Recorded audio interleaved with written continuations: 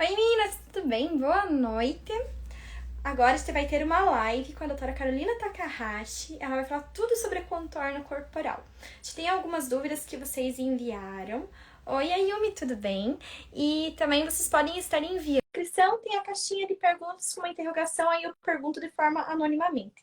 Oi Amanda, tudo bem? Oi, tudo bem, doutora Carolina? Oi, gente, tudo bem? Bom, Mari? Tudo bem, graças a Deus. E por aí, como estão as coisas? Tudo bem também. Feliz em participar aqui com você de novo dessa live. Tô tentando arrumar um filtro aqui pra gente.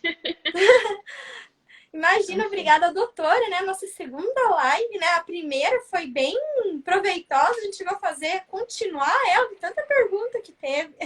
Nossa, você lembra? Foi muito legal a nossa primeira live e eu tô com uma expectativa boa dessa aqui também. Eu também. Uhum. Então, eu queria agradecer a doutora e queria que a doutora se apresentasse para as meninas, né? Sobre sua formação, em qual cidade a doutora atende, cidades, no caso, né? Isso, não, vou falar, deixa eu só ajeitar aqui, né, gente, porque tá Tudo difícil bem. essa luz. Vamos lá, então. Aqui, mais só um minuto, tá? Bom, gente, então vou me apresentar. Meu nome é Carolina, sou médica cirurgiã plástica especialista pela Sociedade Brasileira de Cirurgia Plástica. Eu atendo em Niterói, no Rio de Janeiro, no Leblon, em Cabo Frio. Faço as cirurgias aqui, atendo bastante paciente de fora, atendo pacientes de outros estados, de outros países que se organizam para vir operar comigo aqui.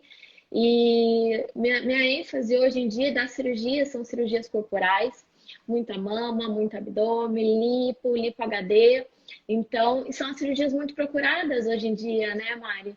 Então, a gente vai fazer essa live falando um pouquinho dessas principais cirurgias aí. Queria agradecer de novo o convite e vamos lá, tô animada, vamos lá. Uhum. Então, eu vou começar com as perguntas, lembrando novamente que as meninas podem fazer mais perguntas pelos comentários, ou para quem quiser mais descrição e não quiser o nome na live, é só na caixinha de perguntas ali que eu pergunto anonimamente. Então, a primeira coisa que perguntaram, o que que diferencia a mini lipo da lipo total? Essa é uma pergunta bem legal e é uma pergunta muito comum, né? Porque as pacientes sempre falam em questão da mini lipo, da hidrolipo, né? Que são cirurgias assim que são a mesma, não são a mesma coisa. Por quê? Geralmente a mini lipo ou a hidrolipo, quando a gente fala, é uma lipoaspiração de pequenas áreas, tá, gente? Então, assim, ou é uma lipo pequena na região do abdômen inferior, ou uma lipo naquela região pré-axilar, ou é uma lipo de áreas pequenas que não exigem muita lipoaspiração, tá? Independente do tipo da lipoaspiração, todo o procedimento deve ser realizado no centro cirúrgico, deve ser realizado com presença de anestesista. Então, independente se for área pequena ou não, deve ser realizado no hospital, com segurança.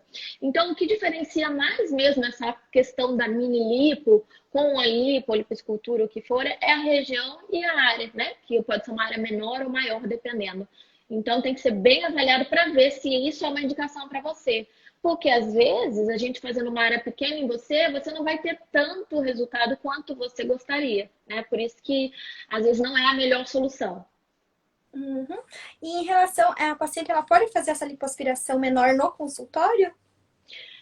Aí é que tá, né? Eu sempre prezo muito a segurança mesmo do paciente. Eu não faço procedimentos nenhum no consultório desse tipo. Todo tipo de lipo, independente, eu faço no centro cirúrgico, né? Então, é muito importante você sempre prezar muito pela segurança, prezar muito com presença de anestesista no centro cirúrgico.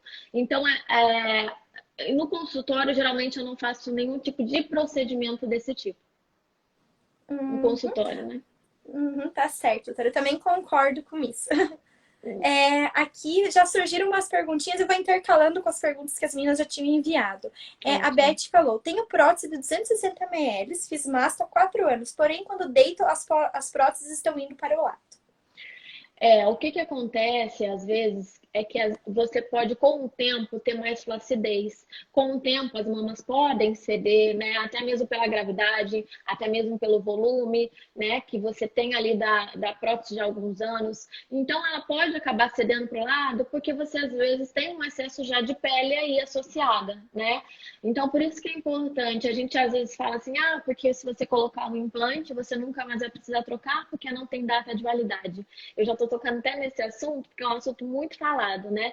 Então, não é só pelo fato de não ter data de validade ou outras coisas que você não vai precisar trocar. Não, não é isso. Tem situações que você vai precisar trocar.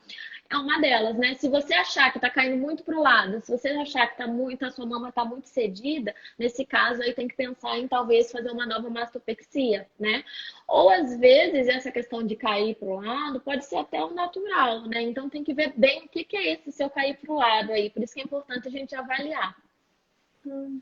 Até porque toda mama, né? Até quando ela é natural, mesmo que ela seja pequena, ela cai Ela um vai pouco pro cair. lado. Não tem como ficar estaticamente parada, apesar, né, de hoje ter Tem uma... uma certa tendência a falar nisso, não tem como ela ficar totalmente paradinha, né? Com o tempo ela Exatamente. vai mudando. Vai mudando, vai ficando natural, né? Ela vai ficando com um aspecto já de uma mais natural. Por isso que a questão de estar caindo para o lado, a gente tem que avaliar realmente se é uma questão de flacidez, de excesso de pele, ou se é o natural dela. Uhum. Obrigada. Perguntaram sobre quem tem tela no abdômen, se pode fazer lipoaspiração. Pode fazer lipoaspiração, sim. O importante é a gente fazer sempre um ultrassom de parede abdominal, que geralmente eu peço para todos os meus pacientes que vão fazer a lipoaspiração, para ver se a gente não tem ali associado uma nova hérnia, né? Pode ser que tenha uma hérnia umbilical ou uma hérnia epigástrica, que nesses casos a gente tem que tomar muito cuidado quando for fazer a lipoaspiração. Agora, se você já tem essa correção com a tela e a gente faz o ultrassom e tá tudo ok, não tem problema algum. Uhum. O que seria essa tela no abdômen? Essa tela provavelmente deve ter sido por uma correção de alguma hérnia, alguma coisa que ela teve ali antiga, que aí colocou a tela de Marlax. Provavelmente deve ser isso que ela deve estar se referindo, né? Então, quando você faz uma correção, às vezes pode ser uma hérnia epigástrica ou uma hérnia de parede, uma hérnia incisional, que você fez uma cirurgia prévia e acabou tendo uma hérnia ali. Então, às vezes, pelo tamanho da hérnia, não adianta só dar os pontos para corrigir. Aí a gente tem que associar com uma tela de Marlax para corrigir essas hérnias maiores. Eu acredito que seja esse tipo de tela que ela está falando. Uhum. É que eu li esses dias, ou esse mês, alguma coisa assim, sobre a tela que colocam na mama, não sei se é em masto, alguma coisa assim. Daí eu pensei que tinha algo relacionado, por isso que eu O abdômen. perguntei. Aqui tem uma pergunta, até inclusive já eu vou fazer depois a que tá em cima. Perguntaram sobre lipoescultura, se ela tem resultado muito diferente de lipo HD. Na verdade, não que sejam resultados diferentes. A lipoescultura, ela pode até ser associada com uma lipo HD. O que que é a lipoescultura, gente? A lipoescultura é quando a gente tira a gordura de determinados locais do corpo e a gente acaba enxertando em outros para melhorar o contorno corporal. Às vezes a gente enxerta no bumbum, às vezes a gente enxerta um pouco na lateral ali do bumbum para melhorar também o contorno ali. Então a gente faz uma escultura do corpo, a gente dá uma melhorada com a sua própria gordura. Nessa lipoescultura, a gente pode fazer na região do abdômen ou em outras partes do seu corpo a lipo HD, que é aquela lipo de definição, tá? Então, quer dizer que se você faz uma lipoescultura, você pode associar com uma lipo de definição, por exemplo, abdominal, tá? Não que seja diferente, não é que tenha... são cirurgias diferentes, elas podem ser associadas, tá? Não é só porque você faz uma lipoescultura que você não pode fazer uma lipo HD. Mas você pode fazer uma lipoescultura também com uma lipo de baixa definição, isso também não impede. Uhum. Perguntaram sobre o taping, se você indica em pós-demasto lipoescultura. Muito legal essa pergunta, porque o tape, ele ajuda bastante, sim, na questão do edema, do pós-operatório, né? Dá um pouquinho mais de, como que se diz, um conforto maior para a paciente. E também quando a gente coloca o tape, quando tira, você vê que a área está um pouco menos edemaciada. Tem situações que eu indico sim, Mari, que eu falo assim, olha, é importante a gente ter no intraoperatório a fisioterapeuta colocando. Tem situações que às vezes eu nem indico, então vai depender muito para cada paciente. Se a paciente não colocar o tape, o que eu indico é uma drenagem bem precoce. Porque fazendo uma drenagem mais precoce, você vai também conseguir diminuir o edema. Então aí vai depender muito de cada caso. Uhum. Fizeram uma pergunta sobre mamas. Se ela tem 400 ml no plano Dual Plane. Ela quer Uhum. saber se ela pode trocar para subglandular poliuretano, que ela acha mais bonito o visual estético do Uhum. poliuretano por cima do músculo. Pode sim. O ideal, na verdade, é fazer uma avaliação para ver se você tem a camada glandular, uma camada ali do que a gente vai colocar embaixo da glândula, que consiga fazer uma cobertura legal. Por que que eu digo isso? Porque tem pacientes que são muito atléticas, tem pacientes que treinam demais e tem uma cobertura muito fina. Então, aí nesses casos, a gente não indica muito o plano subglandular. Mas se você tem uma cobertura legal, que você tem ali uma glândula que dá pra gente colocar ali embaixo dela, dá para colocar assim, às vezes a gente até troca por tamanhos menores, no caso, para dar mais um formato legal, mas tem como trocar assim na maior parte dos casos. Uhum. Perguntaram aqui, na abdominoplastia, algumas pessoas usam o próprio umbigo. Nossa, me enrolei para falar. O próprio umbigo. O que você acha disso? Na verdade, a minha abdominoplastia, a gente consegue sim manter o umbigo original na questão da parte externa, né? Porque mesmo na abdominoplastia convencional, o umbigo é o mesmo. O que muda é a posição no novo abdômen, tá? Mas, por exemplo, se a posição da pele ali, desde a parte da pele da superfície até embaixo, a gente consegue manter na mini abdominoplastia. Só que tem que ter indicação, tá, gente? Porque, por exemplo, eu quero fazer uma mini, mas eu tenho muita pele, muita flacidez aqui em cima, no abdômen superior. Vai ficar legal? Infelizmente não vai ficar legal porque a gente não trata abdômen superior. Para quem que é indicado esse tipo de cirurgia, a mini abdominoplastia? Para paciente que tem principalmente flacidez e gordura em abdômen inferior e tem, além disso, um umbigo alto. Por quê? A gente puxa um pouco do abdômen, então o umbigo acaba descendo um pouquinho, né? Então, nesses casos que a paciente tem uma flacidez, uma gordura localizada mais em abdômen inferior, infraumbilical, a gente tem a indicação de sim manter aquele umbigo original ali, só ressecando uma parte do abdômen inferior. Uhum, obrigada. Até tinha uma pergunta das diferenças sobre o abdômen total e o mini abdômen, então a doutora já respondeu. É Assim bem que é bom. comum mesmo. Não, mas é bem comum essa pergunta, até acabei emendando, porque sempre recebo essa pergunta no consultório. E a abdominoplastia convencional, ela é muito indicada, principalmente se você tem uma diástase, né? Importante, porque nesses casos a gente consegue tratar bem a diástase de todo o abdômen, fazendo aquela costura, aplicatura da musculatura.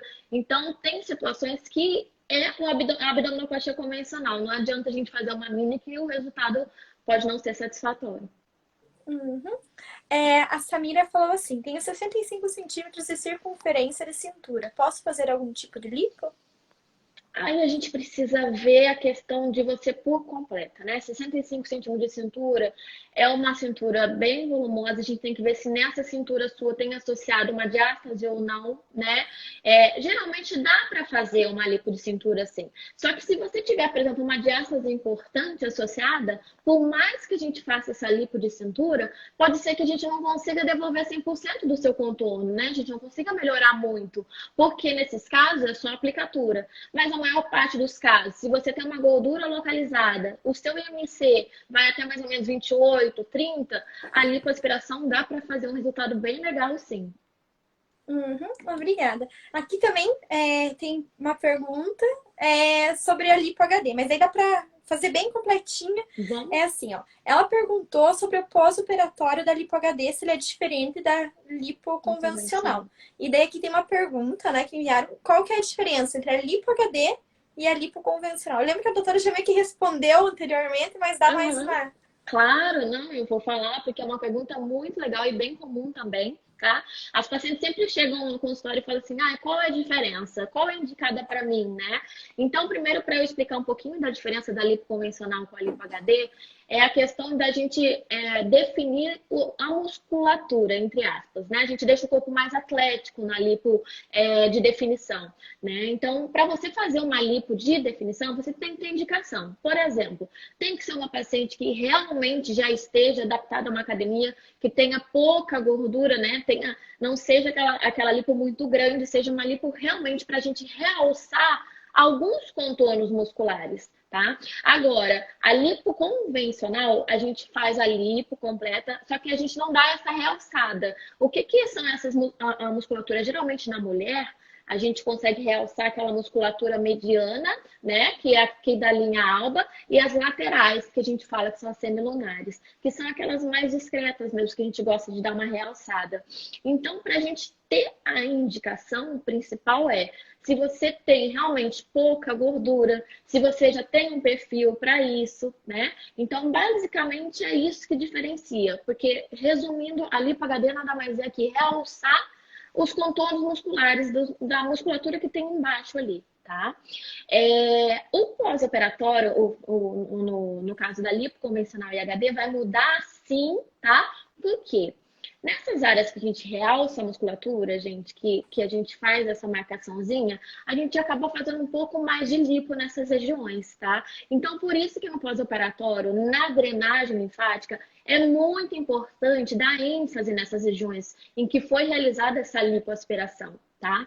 Então, eu sempre falo, né? Quando vai fazer a lipoaspiração, eu sempre falo que no pós-operatório tem que dar muita atenção para a drenagem linfática, porque é um conjunto, né? A gente faz a parte da cirurgia, a gente tenta fazer o melhor possível, mas o pós-operatório é extremamente importante para evitar de dar fibrose, que é uma pergunta muito comum também de fibrose pós-lipo, que pode acontecer, principalmente em pacientes que fazem muita lipo, né? Então, tem essa diferença em relação a essas áreas que são mais marcadas aí na lipo de definição. Obrigada. Ó, o doutor Moisés está assistindo a nossa live e falou: a doutora Carolina Takahashi é super capacitada. Olha, oi Moisés, um beijo para você aí. A Glécia falou: posso fazer lipoenxertia de gordura? Nossa, eu fui ler a pergunta e eu acrescentei o que eu ia falar, sabe? Pode fazer enxertia de gordura nas mamas? Pode. Gente, pode fazer sim, tá? O que eu sempre falo é em você querer fazer só enxertia de gordura. Por quê?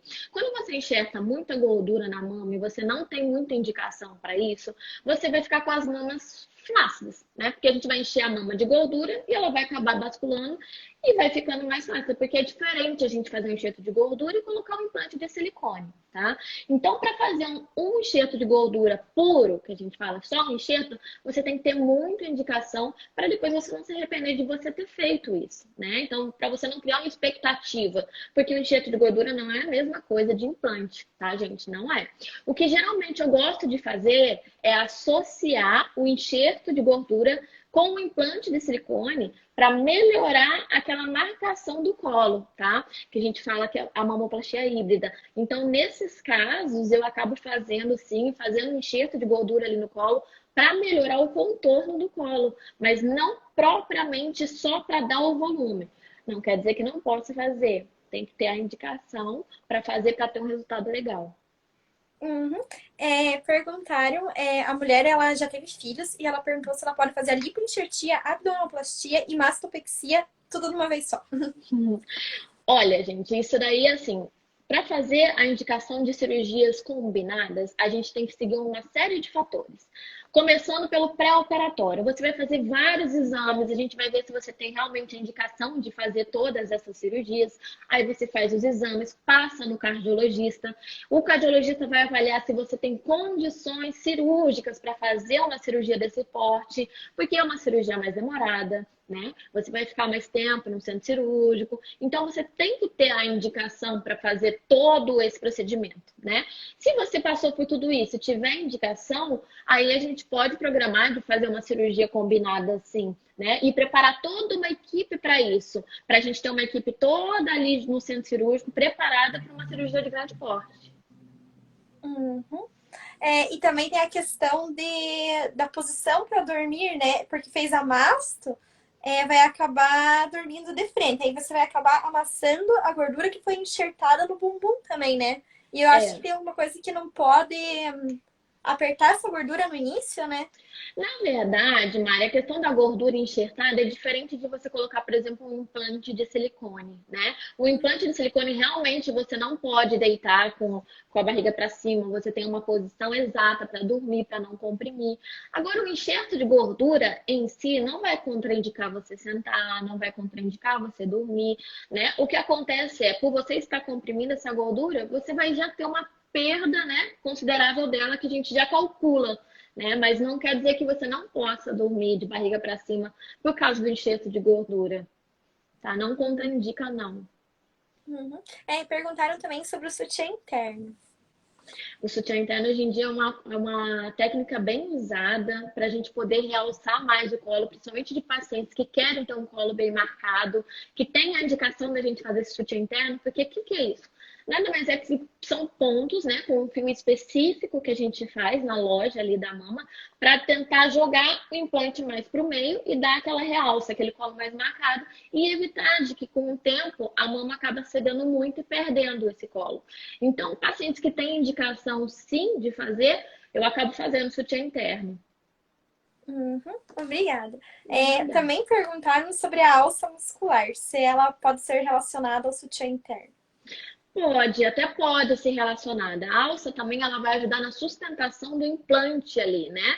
Então a gente pode associar algumas coisas, a alça muscular, o sutiã interno. Tem algumas situações que a gente faz ali o dual plane com o sutiã. Então são algumas técnicas que a gente pode fazer sim para tentar realçar o colo. Né? Mas é o que eu sempre falo, a indicação, e se vai fazer em todos os pacientes, a gente precisa saber se realmente precisa, né? Não que vá todos os pacientes serem submetidos a essa técnica.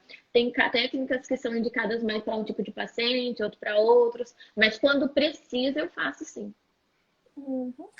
Perguntaram sobre a lipo da bananinha, se ela pode fazer o bumbum cair. Pode. Gente, a lipo da bananinha é uma das lipos mais complicadas que tem para fazer, porque para quem não sabe, né, deixa eu explicar. A bananinha nada mais é que aquela gordurinha que fica bem embaixo do glúteo ali, tá?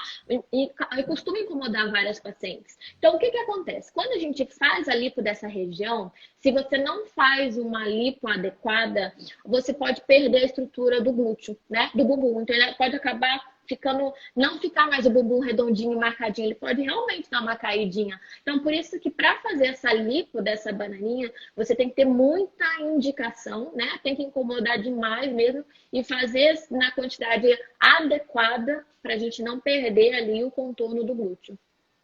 Uhum. Também perguntaram se precisa de muitas ml para preencher a depressão trocantérica. Aí vai aquela coisa que sempre fala, depende, né? Depende qual o grau da sua depressão trocantérica. Se você tiver aquela depressão muito marcada, né, que a gente precise realmente preencher bem, aí a gente vai precisar de uma quantidade maior, porque além de preencher essa depressão trocantérica ali da lateral, a gente vai fazer uma enxertia do bumbum também para deixar todo o bumbum simétrico, para deixar toda essa região simétrica. Porque não adianta a gente fazer só uma parte e não olhar a outra. Então, às vezes, a gente precisa de uma quantidade maior, dependendo dessa depressão que você tem. Uhum. Por isso que é o mal das pequenas lipas, né? A pessoa acha que vai lá no consultório, tem uma depressão, tira o colote e coloca ali, mas daí esquece do contorno do Uhum, bumbum, né? Eu não tinha exatamente. pensado nisso, mas daí agora eu associei. Uhum, exatamente. A gente precisa olhar como um todo, né? Quando a paciente vem, às vezes, com uma queixa, que nem essa depressão, depois que a gente trata essa depressão, aí vai começar a olhar outra parte que não ficou legal, que não ficou, né, simétrico. Então, é importante a gente ver como um todo sempre, globalmente. Uhum. Perguntaram aqui se a doutora usa geralmente o implante mamário por cima ou por baixo do músculo. Então, geralmente eu faço por cima do músculo quando a paciente tem indicação de fazer, tá? Quais são as situações que às vezes a gente tem que passar o implante para debaixo do músculo? Que nem eu falei da questão da paciente que não tem muita glândula, paciente atlética que tem tem mais pele que glândula, então não vai conseguir cobrir bem ali a parte do implante, né? Então, nesses casos, a gente acaba fazendo embaixo do músculo ou do plane. Situações que a paciente quer também colo marcado ou alguma outra coisa, a gente aí pensa também em fazer dual plane. Então, vai depender muito de cada caso. Mas, por exemplo, se for fazer uma paciente que quer realmente um colo bem marcado, que nem uma paciente que fez a pergunta do subglandular com poliuretano, é uma técnica legal nesses casos. Então, para definir 100% qual vai ser, vai depender muito das características da paciente. Uhum. Inclusive, tem uma pergunta sobre o dual plane. Se no futuro, se alguém tiver câncer, se isso pode prejudicar numa reconstrução mamária, alguma coisa assim. Pois é, gente, isso daí pode realmente acontecer. Eu não faço reconstrução, né? Eu fico mais na parte da estética, mas pode acontecer porque você acaba mexendo na musculatura, né? Quando a gente faz uma reconstrução, geralmente a gente roda retalhos e geralmente os retalhos são com a musculatura do peitoral e a gente pode usar de outras partes. Mas se a gente começar a usar muito realmente do plane, muscular, pode ser que atrapalhe, não que vá, né? Pode ser que interfira sim. Bem interessante. Quase ninguém fala sobre isso. E daí surgiu essa pergunta hoje. Nossa! Né? Não é Daí eu nem verdade. postei ali na página para não criar tanta polêmica. E já perguntei para alguém que realmente entende do assunto, porque vinha um monte de leigo lá, né? Porque às vezes acontece. Os É leigos dizem, verdade. não, nada a ver. Mas, gente, vamos perguntar para um médico, né? Uhum. Entende? Uma médica linda, no caso. Ah, obrigada. Perguntaram sobre a cicatriz. Ela falou que ela teve alergia aos fios e ela quer saber se na hora de corrigir essa cicatriz, ela pode voltar a ter alergia aos fios. Pode, né? Isso pode. Se você realmente teve uma reação a um tipo específico de fio, é importante você falar para o seu cirurgião, tá? Porque a gente pode tentar trocar, usar um outro tipo de fio, tá? No caso, a gente pode até tentar associar com a cola cirúrgica para não deixar o fio superficial mesmo que você usou, para não evitar de dar essa reação, mas é importante você sempre avisar que você teve essa reação para a gente já se preparar na sua cirurgia para tentar usar outros tipos de fios e outros tipos de técnicas, no caso, que nem a cola cirúrgica, que pode ajudar também a diminuir essa reação, né? Então é importante sempre falar. Então, no caso, daí não são dado pontos externos ali? Boa pergunta, Mari. É muito legal você falar isso, porque geralmente quando a gente fala de cola, as pessoas falam assim, ah, mas não tem ponto. Gente, na verdade, o que que acontece? Para a gente fazer a sutura toda da cirurgia plástica, a gente começa dos pontos de dentro até a superfície, até a pele. Então, são várias camadas de pontos. Quando a gente usa a cola cirúrgica, o que que a gente faz? A gente dá todos os pontos internos, faz todas as camadas internas, mas quando chega na pele, a gente só aproxima os bordos, tá? Para coaptar bem a pele com a pele. E em cima a gente coloca a fitinha, né? Que é a fita da cola, e passa a cola por cima. Então, geralmente, os pontos externos você não precisa tirar, né? Você vai estar com a cola fazendo o papel do intradérmico, no caso.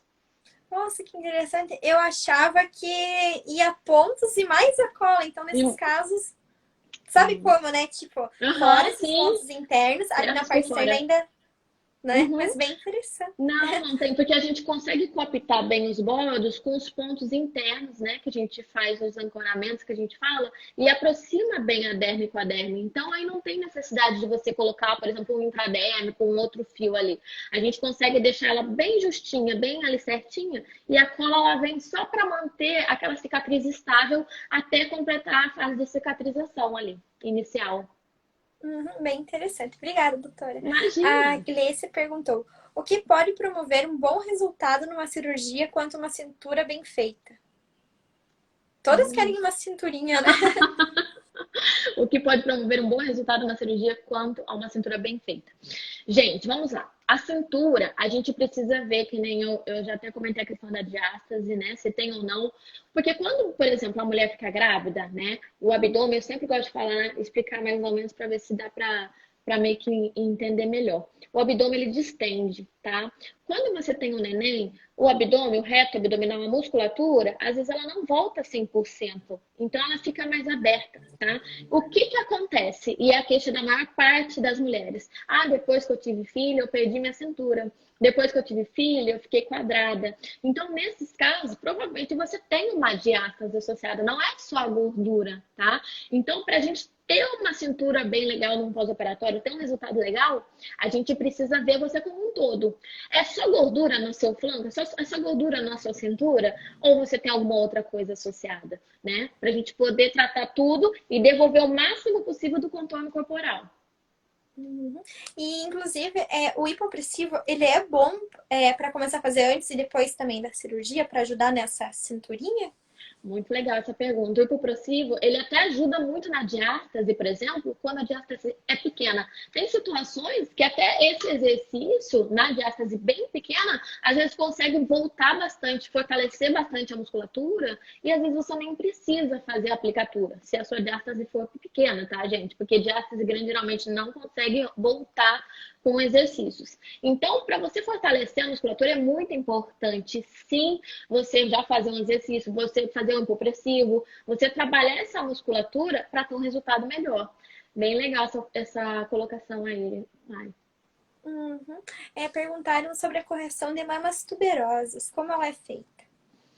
Olha, mama tuberosa, até vou explicar um pouquinho, algumas pessoas podem não saber, é aquela mama que é como se fosse um funilzinho, ela fica caída, ela faz como se fosse um cone mesmo, né? Então, nesses casos, a mama tuberosa não é só a questão de glândula ou a questão de pele, não, a gente precisa corrigir ela como um todo. Então, geralmente ela tem traves, ela forma umas traves que grudam ali e deixam a mama crescer naquele formato de mama tuberosa. Então, o tratamento, geralmente, a gente faz periareolar, por isso que muitos pacientes acabam fazendo tratamento periareolar, né, que nesses casos tem indicação, e aí a gente tem que quebrar essas traves e tratar toda a parte interna da mama para tentar fazer voltar com uma estrutura dela, tá? Porque não adianta só colocar um silicone ou fazer qualquer outra coisa. A gente precisa tratar essas traves, essas como se fossem fibras ali, para poder melhorar o aspecto do formato da mama.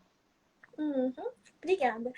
Aqui perguntaram se pode acontecer diástase sem ter filho. Pode, pode sim. Algumas situações, por exemplo, que podem causar diástase sem ter filho.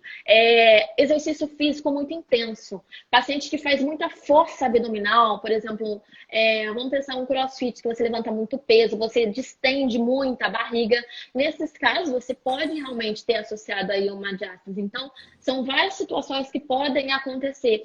Às vezes você ter muita gordura intraabdominal, pode acontecer, ou então outras situações que podem causar esse afastamento na musculatura. Eu falo a gestação, gente, porque é uma das coisas mais comuns que causam, mas tem outras causas sim. Nossa, que interessante. Por isso que as mulheres que fazem crossfit, elas acabam ficando Hum, quadradas, né, naquela região. Pode Porque vai. acontecer. Uhum, você Isso pode. ninguém fala. Tem que Isso pode avisar. acontecer. Mandar Pode para as acontecer. inimigas fazerem crossfit. Vamos lá, faz crossfit, vamos. Não sou nada contra o CrossFit, eu acho que é um exercício muito legal, mas você tem que ver em questão isso, porque você faz muita força, né? Então, às vezes pode acabar acontecendo essa diástase aí pela atividade física. Uhum. Aqui a Daniele mandou um elogio para a doutora. Doutora Hum. Carolina arrasa. Minha barriga ficou maravilhosa.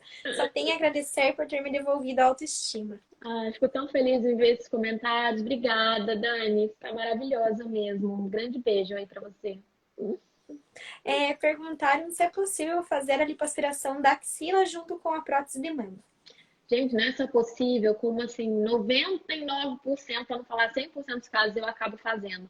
Por quê? Eu sempre falo, é um complemento para ter a cirurgia de mama. Então, a mama em si não é só a questão de você colocar um implante e melhorar. Não, a gente tem que melhorar ela como um todo, um contorno inteiro. Então, a lipo da axila, aqui dessa região maxilar, eu geralmente associo porque ela ajuda a melhorar ainda o colo, melhorar o contorno das mamas, tá? Então, é possível, sim, não só possível, como eu quase sempre faço nos pacientes. E Hum. essa gordurinha incomoda, né? Essa gordurinha é aquela gordurinha que não sai por nada. Até eu tenho também, porque sou bem magrinha, mas eu tenho um tiquinho que fica assim. É Nem difícil. deve ter, né, Mari? Mas geralmente essa gordurinha aí não sai por nada. Só a lipo mesmo. Aqui a Camila perguntou se quem já fez abdominoplastia corre esse risco também de diastase. Quem já fez, corre ter de novo? Eu Não, acho, como que é? eu acho que sim. Não sei, ela Bom, não disse. Na verdade, o que que acontece? Não é só porque você corrigiu, por exemplo, a diátese na abdominoplastia que você nunca mais vai tê-la, né? Você pode ter, inclusive, se você tiver uma nova gravidez, tá? Então, o que as pacientes falam, se eu fizer abdominoplastia e engravidar, eu vou perder a minha cirurgia? Geralmente você vai perder essa aplicatura, né? Essa costura que foi feita no abdômen. Então você pode voltar a ter a diástase, sim. Aí tem que corrigir novamente, tá? Não que vá 100%, mas a chance é grande de você acabar perdendo essa correção da diástase que você teve anterior. Uhum. Perguntaram qual que é a preferência da doutora por próteses por cima do músculo, se é a texturizada ou a de poliuretano. Por cima do músculo, gente, geralmente eu uso poliuretano, tá? Eu gosto muito do resultado do poliuretano. Ela adere bem ali na loja. A chance dela acabar virando, até aqui, ó. Essa aqui, por exemplo, é uma poliuretano, tá? Qual que é a diferença delas? Foi até legal a gente entrar nesse assunto, porque é uma dúvida comum. Então, ela é como se fosse um veludo por cima, a poliuretano. Então, ela cria uma adesividade ali na loja maior. Então, a chance dela virar ou ela acaba caindo mais rápido, é menor, né? Então, quando eu acabo fazendo no plano subglandular, eu acabo tendo a preferência pelo tipo de poliuretano. Uhum. Aqui perguntaram qual é o IMC ideal para se fazer uma lipo, ou acima do peso também pode fazer.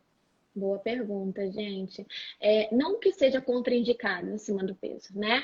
Quanto mais próximo do IMC ideal, de até 28, até 30, você vai ter um resultado melhor, né? Porque quanto mais gordura, quanto mais acima do peso você tiver, você mais pele vai ter depois de uma lipoaspiração. Então, isso pode te incomodar. Você vai trocar um problema por um outro problema, né? Eu gosto, às vezes, de fazer uma analogia com uma bexiga, né?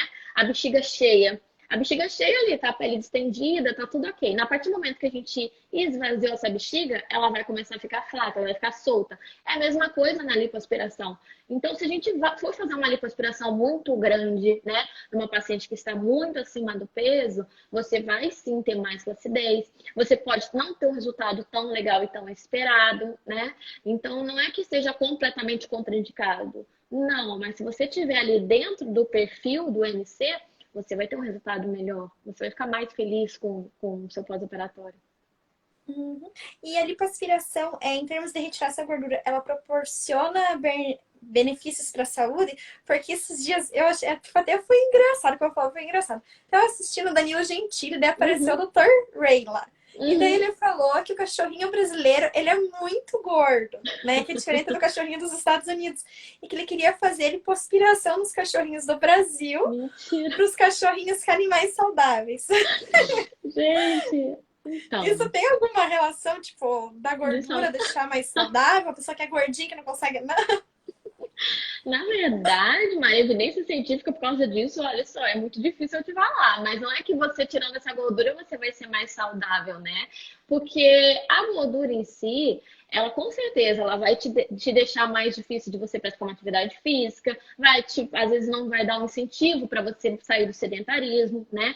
Mas falar que vai tirar a gordura, por exemplo, do subcutâneo e vai melhorar o seu colesterol, o que for, isso aí não tem muita evidência científica, não. Achei que tá engraçado essa colocação. A Miriam perguntou: já tenho prótese de mama, posso fazer a lipodaxilas? Pode, sem problema nenhum. Geralmente aí a gente faz a lipo da axila, a gente associa talvez com uma lipo de cintura, uma lipo de abdômen, né? Então, às vezes não é só axila, a gente pode fazer outras coisas. Mas você pode, não tem problema nenhum você ter um implante, você já ter feito a mamoplastia antes, fazer a lipo depois. Não tem problema. Uhum. Inclusive, tem uma pergunta sobre o Rippling. Como faz para corrigir ele? Boa pergunta, gente. Eu até recebi umas pacientes esses tempos no consultório com um rippling bem evidente, né? Antes de qualquer coisa, eu vou explicar, né? Às vezes algumas pessoas não sabem. O que é o rippling, gente? O rippling é como se fosse fica enrugado no colo de paciente muito magra, paciente que faz muita atividade física, paciente que seca demais e já tem um implante, tá? Então, ela já tem um implante, geralmente subglandular. Então, você vai perdendo aquela cobertura da glândula e vai ficando com aspecto enrugado, porque você está muito seca, geralmente. Você não tem mais muita glândula ali cobrindo, né? Qual é o tratamento nesses casos, que são as pacientes geralmente muito magras, muito atléticas? Geralmente é tirar esse implante, tá? Não dá para usar o mesmo, então essa é uma pergunta que também surge. Posso tirar meu implante, trocar de plano com o mesmo implante? Não. Tem que tirar, trocar o seu silicone e trocar o plano cirúrgico, né? Então, se era subglandular, a gente passa para plano submuscular ou dual plane para tentar preencher essa região, tá? Outra coisa que a gente pode tentar fazer para tratar o rippling é enxerto de gordura, tá? Porque nada mais é que aquela região que você tem ali que tá muito fina, né? A gente fazendo um enxerto de gordura, pode ser que dê uma melhorada na projeção do colo, pode ser que dê uma melhorada naquele enrugado que você tem ali. Então é importante avaliar para ver se no seu caso o enxerto pode resolver ou se tem que fazer essa troca aí de implante e de plano, né? Para outro plano submuscular. Uhum. Aqui tem uma pergunta que eu vou intercalar com uma outra que fizeram. A Cristiana perguntou como é a escolha da prótese e também perguntaram como é a indicação para prótese cônica. Olha, bem legal. A escolha da prótese, geralmente, a gente tem vários fatores que a gente vai seguindo. Primeiro, a gente começa na anamnese. Na hora que eu estou no consultório conversando com a paciente, eu já vou saber mais ou menos qual é o desejo da paciente. Se é um colo bem marcado, se é uma mama natural, se você quer só tirar e deixar só uma mama pequena. Então, primeiro ali, o primeiro contato. Então, a gente vai saber qual que é o seu desejo de resultado, né? Agora, por exemplo, um colo bem marcado. A gente consegue, geralmente, com os implantes redondos, né? Pode ser extra alto, pode ser alto. Aí vai depender de outro fator, o seu tórax. A gente vai medir seu tórax, vai ver se você tem indicação para um tipo ou para outro, né? Então, pode ser que você precise de ser uma extra alta ou uma alta, dependendo de como você é, a questão. Se você tiver um tórax menor, a gente vai precisar do quê? Uma base menor e uma projeção maior, né? Então, tem todo esse fator. Outra coisa, a gente vai medir a espessura da sua pele, né? Se você tem realmente a indicação ali para a gente colocar um implante subglandular ou submuscular. Agora, quanto à cônica ou redonda, né, anatômica, geralmente a gente vai decidir de acordo com a tua expectativa, né? Se você falar para mim assim, eu quero uma mama bem marcada, então eu vou ter que pegar e pedir um formato redondo, alto ou extra alto.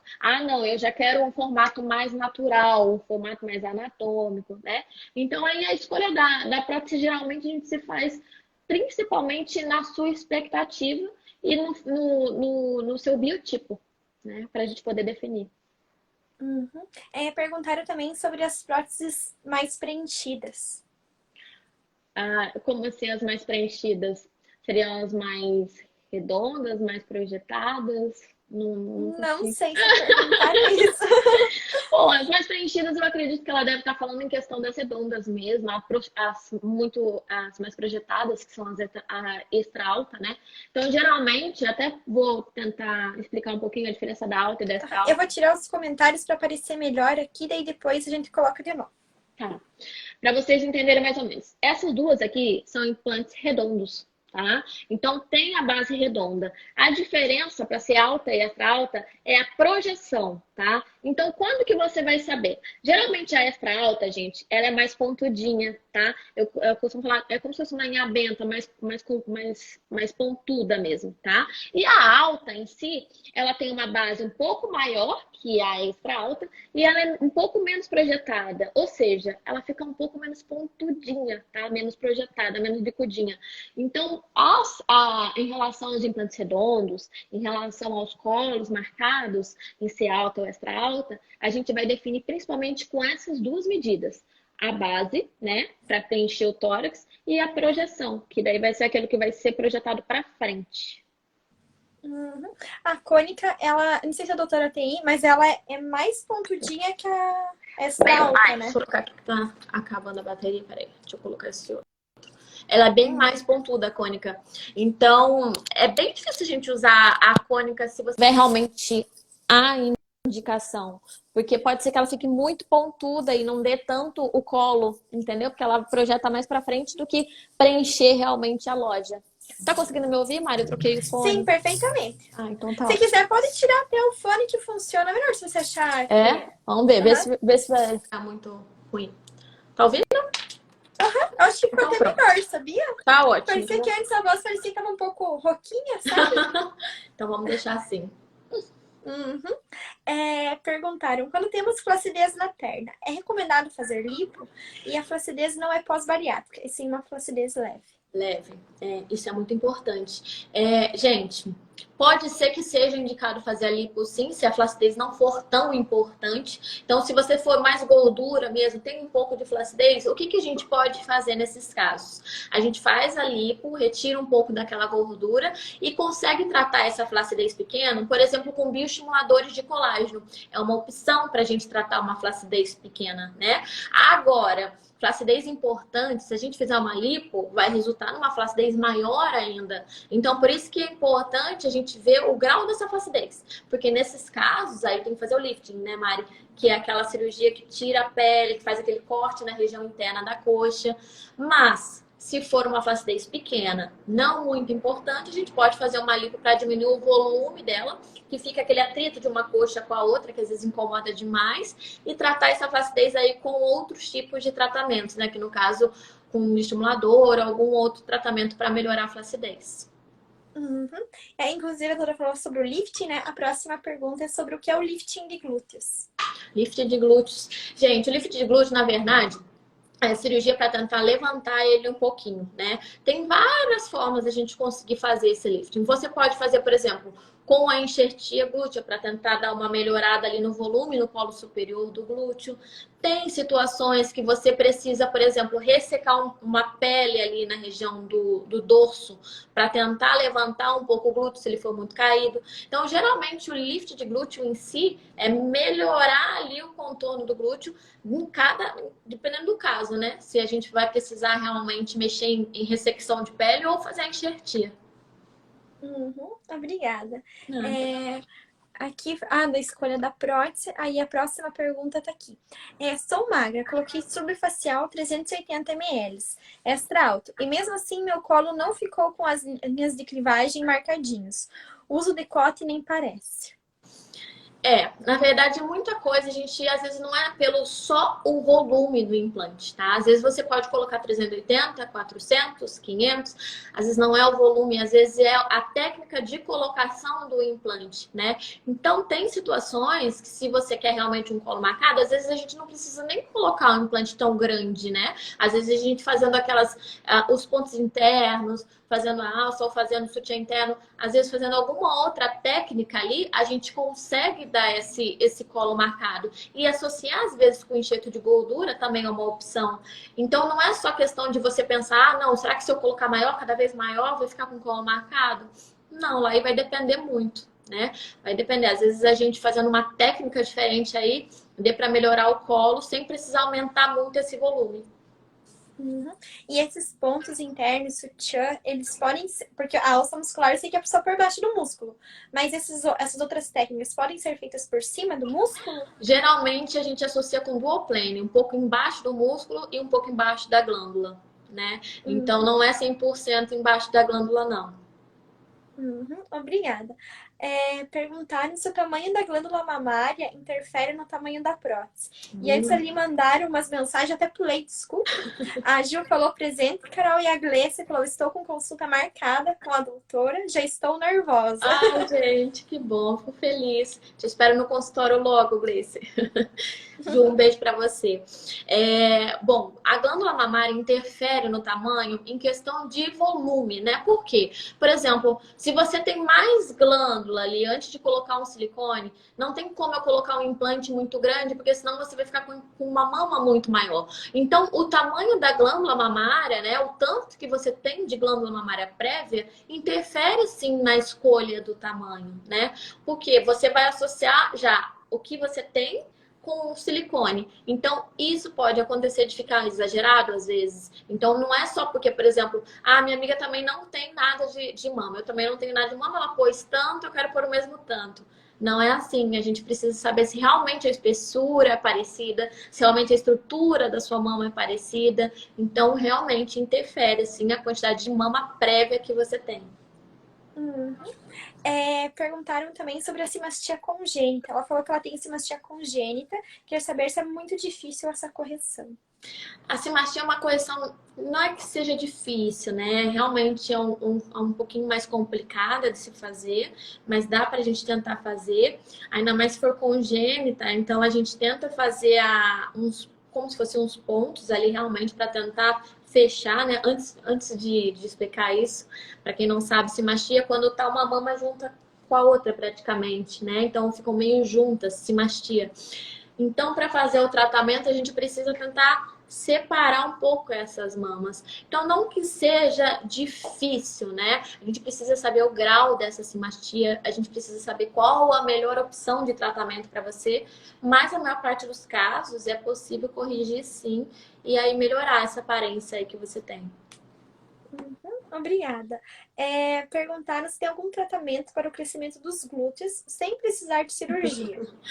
Gente, eu acho que aí, sem precisar de cirurgia, a gente pode fazer algumas opções. Por exemplo, o Radiesse, o bioestimulador de colágeno, tá? Ele é uma opção legal para quem quer, ou Sculptra, o que for. Ele pode ajudar a crescer o glúteo, por quê? Às vezes, no volume que a gente colocar, né? São muitas seringas, tá? Já vou adiantando. Então, às vezes, a aplicação fica até mais cara, por exemplo, com uma cirurgia. Porque às vezes a gente tem que usar tanto material para a gente tentar melhorar em questão de volume, que acaba indo bastante material. Mas pode ser que ajude bastante, sim, a melhorar em questão de crescimento glúteo, né? Além disso, associado aí com atividade física, fortalecimento da musculatura, isso também ajuda bastante, tá? Mas se for para pensar no aumento glúteo sem ser cirúrgico, a gente pensaria mais em relação a usar muitos produtos, né, de bioestimulador de colágeno, para não só estimular o colágeno, melhorar a flacidez, mas pensando no volume.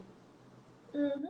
Nos Estados Unidos é bem comum eles fazerem, né? Não sei não, mas acho que as mulheres gastam mais com, né, esses procedimentos que aqui. Inclusive, uma seguidora da página, ela enviou o resultado dela, ela fez Sculptra no bumbum, ficou assim, bem redondinho. Quantos que Falei, ela nossa, você usou? é milionária? Ela falou quantas seringas foram, quantas ampolinhas? Ai, eu acho que foram 14 Então, seringas de é, cada lado. de cada lado. Exato, vai bastante coisa para conseguir dar esse volume. Uhum. Às vezes precisa até mais que isso, né? Às Por vezes, exemplo, né? uma prótese de 400 ml, 300 ml. Imagina 400 ml de É muita Sculptra. coisa. Meu É, Deus, milionária! é verdade. Alguém quer fazer com a doutora? Procurem ela. Não é? Por isso que é muito comum as pessoas acabarem fazendo mais pela lipoenxertia mesmo, porque além de você melhorar o seu contorno, você ainda tem um material ali seu para injetar ali no bumbum. Então, vale mais a pena em relação a isso também, além de ser um material seu, né? Uhum. Obrigada, doutora. Imagina. É, perguntaram aqui se na mastopexia a única cicatriz é o T invertido. Gente, então, não é que seja a única cicatriz, né? Pode ser que a gente possa fazer com um L, pode ser que a gente consiga, né? Pode ser que a gente consiga fazer um Tzinho invertido pequenininho, pode ser que consiga, mas na verdade a gente vai precisar geralmente ter aquela cicatriz na vertente, na vertical da mama, porque senão a gente não consegue tirar o excesso de pele que tem. Geralmente, quando você tem a indicação de fazer mastopexia, você tem uma pele que às vezes cai para lateral, uma pele que cai para a região medial. Então, para a gente conseguir compensar essa retirada de pele, a gente precisa fazer essa cicatriz, né? Pode ser que uma cicatrizinha ali ajuda? Pode, mas aí você não pode ter também tanta flacidez de um lado, entendeu? Mas geralmente na mastopexia é o T. Agora, o tamanho do T depende da quantidade de pele e de glândula que a gente precisa tirar na sua mastopexia. Uhum. Tem as coxas flácidas, tem como melhorar? Tem, depende do grau de flacidez. É uma pergunta legal. Se você tiver uma flacidez que não é tão importante na coxa, a gente consegue tratar assim com bioestimuladores de colágeno, a gente consegue dar uma melhorada nessa flacidez. Agora, se a sua flacidez for importante, aí é só com lift mesmo, que daí a gente precisa ressecar a pele, a gente precisa melhorar todo aquele grau de flacidez que você tem cirurgicamente. Uhum, obrigada. Aqui perguntaram quando a mama é uma menor que a outra, prótese com diferentes tamanhos? Aí, gente, vai depender demais. Por quê? Eu até tive um caso de uma paciente que ela colocou, tá? Ela colocou implantes de diferentes tamanhos, tá? E depois de 5 anos ela veio, só que ela tava o quê? Uma mama maior que a outra. Por que que isso pode acontecer? Porque pensa bem, você está com o peso de uma mama com 350 de um lado, por exemplo, e uma mama de 280 do outro. Vocês conseguem entender que o peso é diferente, então a gravidade vai atuar de maneira diferente. Então vai cair de maneira diferente. Então, por um tempo, pode ser que ele corrija. Por um tempo, pode ser que fique legal. Mas depois de um longo prazo, uma mama vai acabar caindo, né? Mais que a outra, vai acabar dando essa diferença. Então, aí tem que ver bem se realmente vale a pena você colocar esses tamanhos diferentes ou vale a pena associar com uma mastopexia, né? Por isso que é importante a gente avaliar aí esse custo-benefício aí. E vai acabar sendo que a cicatriz vai ser ainda maior, né? Porque colocou uma prótese maior ali pra cair a pele. Exato. Aí depois, para corrigir a cicatriz, é ainda maior, porque vai criando mais flacidez, né? Com o tempo você vai caindo mais a mama, vai ficando mais assimétrica, e aí vai ser maior. O nosso tempo aqui já tá acabando, já começou a contar o reloginho. Olha, Queria agradecer a doutora por essa live maravilhosa. A doutora é sempre muito querida, explica tudo certinho. Adorei de novo. Obrigada a todas as meninas adorei. também que participaram. Mari, olha, quero agradecer. Fechando aí, né, que nem a gente falou, o mês da mulher aí com a nossa live, né? Eu tinha que ter falado isso no começo da live. Eu sabia que eu tava esquecendo de alguma coisa. Eu Então, né, adorei. eu fiz essa live com a doutora hoje para justamente finalizar o mês da mulher com uma mulher, né? E no meio, né, de tantos cirurgiões plásticos, a cirurgia plástica, ela é diferente, né? Parece que ela entende melhor a gente, né? Você fala para homem, porque eu quero meu peito assim. Mas ele não entende que você quer o peito. Então, a cirurgia plástica, ela sempre vai... Acho que mulher é mais detalhista, né? É, a gente acaba meio que se colocando muito no lugar também. Eu acho que isso é uma coisa que diferencia muito, né? Eu vivo no mundo da cirurgia plástica, realmente são poucas mulheres, cada vez mais, graças a Deus, mas ainda é a minoria, né? E eu percebo no feedback das pacientes que geralmente que vêm comigo falam, já consultei com vários homens, mas quero operar com você, que é mulher. Então isso eu acho muito legal. Inclusive, minha equipe toda é de mulher. Anestesista, meu auxiliar, instrumentadora, a minha equipe toda é de mulher. Então eu acho muito legal essa questão dessa sintonia, sabe? E eu fiquei muito feliz de verdade pelo convite, por estar aqui finalizando aí nosso mês da mulher, falando com você de novo aqui nessa live incrível. Você é muito querida e agradeço a Obrigada, participação. doutora, também. A participação de todo mundo aí, minhas pacientes, das pessoas que vieram tirar dúvidas. Fico muito feliz, eu fico à disposição também no Instagram, quem quiser me mandar eu vou respondendo, tá?